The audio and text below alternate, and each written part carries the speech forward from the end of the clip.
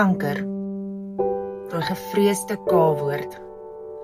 Julle, ek voel so, dis iets waar ek moet praat, want ek dink nie een van ons spring dit vry nie. Ek dink almal, letterlik almal, ken iemand, is iemand se familie, iemand ly aan kanker, het aan kanker gely, moes tot siens sê vir iemand met kanker. Julle, ek dink dit is so 'n moeilike gesprek, want eerder jy voel niemand gaan jou verstaan nie, of dis te seer om oor te praat, of dis natuurlik 'n ongelooflike scary topic. Ek self met my ma ook verloor aan kanker op 'n baie jong ouderdom. Sy was maar net 57 jaar oud. Dis nou al amper 19 jaar terug. Julle, en daai is nou regtig 'n journey wat ek nie vir my worst enemy ooit sal toewens nie. So ek is in die proses om hande te vat met Sonja. Wat 'n amazing vrou. So sy het The Soul Anatomy Group gestig, waar sy mense met enige kankerervaring ondersteun.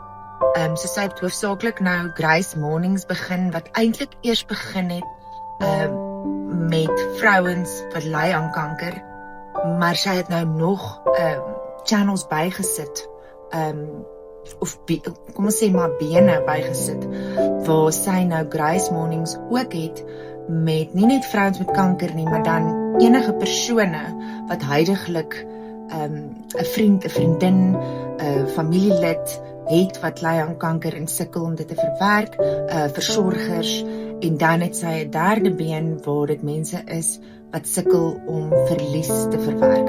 So daai twee laaste bene kan natuurlik mans ook insluit. Julle, ek dink is 'n groot ding, en na my laaste post wat gegaan het oor kanker, nadat ek gesien het die hoeveelheid mense wat kommentaar gelewer het en waardeur hulle alles is. Julle, dis 'n big deal.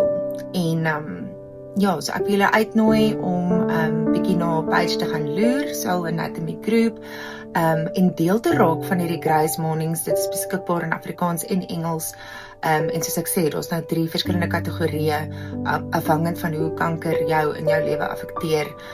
Maar ek is baie opgewonde om hierdie journey te kan loop, en dit is so 'n groot blessing om te voel jy kan 'n verskil maak. So ek sal baie graag wil hê julle met my help vir awareness, as julle weet van enige iemand wat huidiglik sukkel met kanker in enige vorm, of dit nou is dat hulle iemand anders sien wat swaar kry, of hulle het iemand verloor, of hulle self ly aan kanker. Asseblief deel met hulle hierdie channel. Daar is hoop, daar is support, en ek verstaan niemand of niks kan dit wegvat nie, en niemand kan dit altyd beter maak nie, maar dit is nie nodig om alleen hierdeur te gaan nie. En ek moet vir julle sê, dit is eintlik nogal amazing hoe dinge partykeer net in mekaar val. So ek het ons nou begin eintlik met Girls on Fire, wat my hoof NPC is, wat ek ondersteun.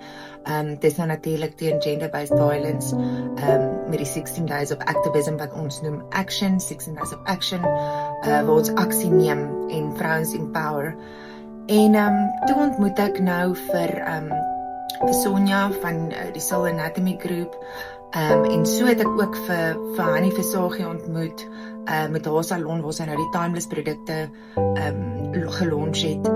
En dit is so amazing hoe die legkaartstukke net mooi in mekaar pas, want partykeer dink mens, Here, waartoe moet ek gaan? Hoe pas alles in mekaar, en wat is die doel met alles? Wat moet ek doen? So dit is so amazing toe ek nou uitvind hoe Hannie ook kankerpasiënte het. Sy is nou nie 'n dokter nie, maar waar sy hulle help met hulle hare, en om dit weer reg te kry na chemo of tydens chemo. En hoe bereid sy is om een van die groot sponsors te wees vir Girls on Fire, sowel as Soul Anatomy Group. Dit is net, haar hart is net incredible, julle. En dan Sonja, wat met die Soul Anatomy Group, hoe sy alles net uit haar hart uit doen. Ek meen, dit is nou nie 'n geregistreerde NPC nie, maar sy maak geen inkomste hier uit nie. Dit is net uit die liefde vir mense wat sy hierdie doen. Sy is net so 'n ongelooflike mens. Ek is so blessed om haar te kon ontmoet, en om te kan hande vat.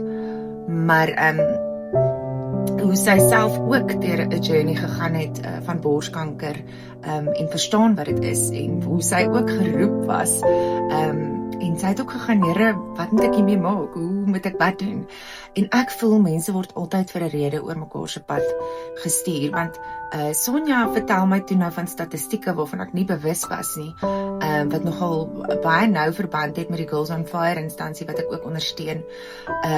Hoe sy vir my sê dat 'n groot persentasie blykbaar, ek is nie vertroud met die perfekte statistiek nie, maar blykbaar is vrouens wat deur gender-based violence gegaan het 'n groter kans om 'n vrouekanker te ontwikkel. Wel, hulle sê kanker, maar veral vrouekanker, soos ovarian kanker en borskanker byvoorbeeld. Dit is waarskynlik, dis nou my opinie, soos ek sê, dit is nou nie, hierdie is nou nie feitelik noodwendig nie, maar as jy my vra, is dit waarskynlik die stress triggers, nê, wat kanker kan trigger, maar blykbaar nie net dit nie. Vrouens wat deur gender-based violence gegaan het of trauma gaan of huidiglik ondergaan, is minder waarskynlik om hulle self te laat toets, nê, om te gaan vir 'n pap smeer en so, sodat hulle nie daai preventative measures of stappe kan neem sodat hulle nie eventueel kanker kry. So ek dink daar's verskeie redes oor hoekom, maar hoe amazing is dit hoe hierdie legkaartstukke net in mekaar pas. Julle, so kom ons vat saam hande, kom ons maak mense bewus van hierdie groep. Daar is hulp daar buite, daar is ondersteuning en daar is mense wat jou hand wil vat en jou ondersteun en jou guide en Sonja se Grace Mornings is so amazing, sy doen podcasts ook, julle moet asseblief gaan kyk waar sy onderhoude het met vrouens wat deur so iets is, waar hulle ook mekaar kan ondersteun en julle by mekaar kan leer en waar mens kan sien, ek's nie alleen nie, daar's so baie mense wat deur hierdie gaan of hierdie selfde ding ervaar as wat ek doen. En nie net dit nie, met die Grace Mornings het sy ook digitale journals, né? So dis hierdie journaling.